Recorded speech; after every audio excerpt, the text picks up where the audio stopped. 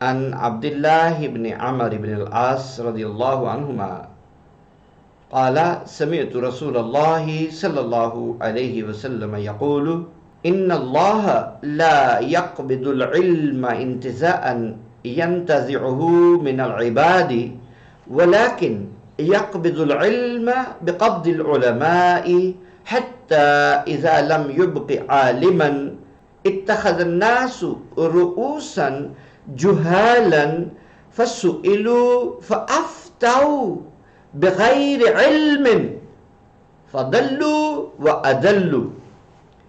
هذا حدیث متفق علیہ. یہ متفق علیہ حدیث یعنی صحیح بخاری شریف اور صحیح مسلم شریف میں آنے والی روایت ہے، جس میں حضرت عبداللہ ابن عمر بن العاص رضی اللہ عنہما سے روایت ہے کہ وہ کہتے ہیں میں نے رسول اللہ صلی اللہ علیہ وآلہ وسلم کو یہ فرماتے ہوئے سنا کہ بے شک اللہ تعالیٰ علم کو لوگوں سے یوں ہی نہیں اٹھا لے گا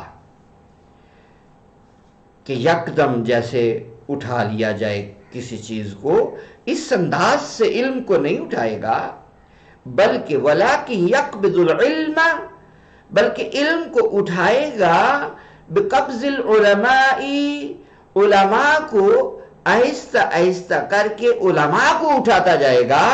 جو علماء ربانیین ہوں گے ان کو اٹھاتا جائے گا حتیٰ اذا لم یبق عالما، حتیٰ کہ کوئی بھی عالم ربانی نہیں بچے گا.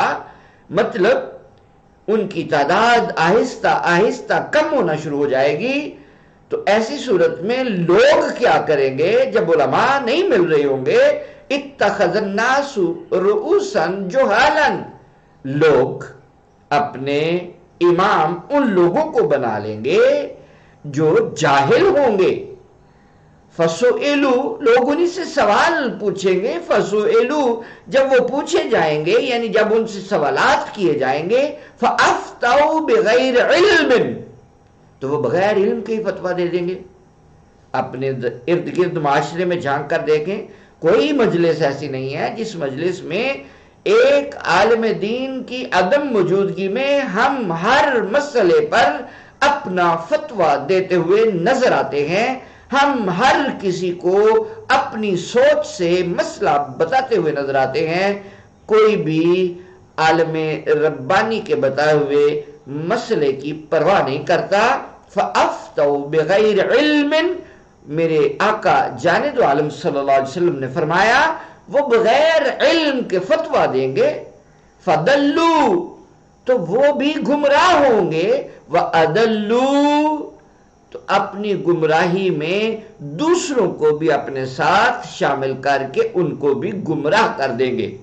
ذرا اپنے ارد گرد نظر دوڑائیے، کتنی مساجد ہیں کہ جن میں ایک عالم ربانی ہو، کتنی مساجد ہیں جن میں پڑھے لکھے علماء کرام ہو. زیادہ تر تعداد تو محض حفاظ کی ہے، نعت خوانوں کی ہے، قاریوں کی ہے، جنہوں نے علم دین کو باقاعدہ طور پر صحیح انداز میں نہیں سیکھا ہوتا. اور جب کوئی ان سے کوئی مسئلہ پوچھتا ہے تو مسئلہ اپنے علم کی بنیاد پر جس طرح جی چاہتا ہے اس کا جواب دیتے ہیں، اور نتیجتاً فضلوا واضلوا، خود بھی گمراہ ہوتے ہیں اور دوسروں کو بھی گمراہ کرتے ہیں. یہ حدیث پاک متفق علیہ ہے، اور یہ علامات قیامت میں سے ہے کہ علماء کرام آہستہ آہستہ اٹھنا شروع ہو جائیں گے. یہ وہی دور قریب ترین آ رہا ہے جس میں علماء کرام کی تعداد کم سے کم ہوتی چلی جا رہی ہے، اور نیک پاک باز عالم متقی انما یخشى اللہ من عبادہ العلماء، علماء تو وہ ہیں جو اللہ سے خشیت کرتے ہیں، اللہ سے ڈرنے والے ہیں.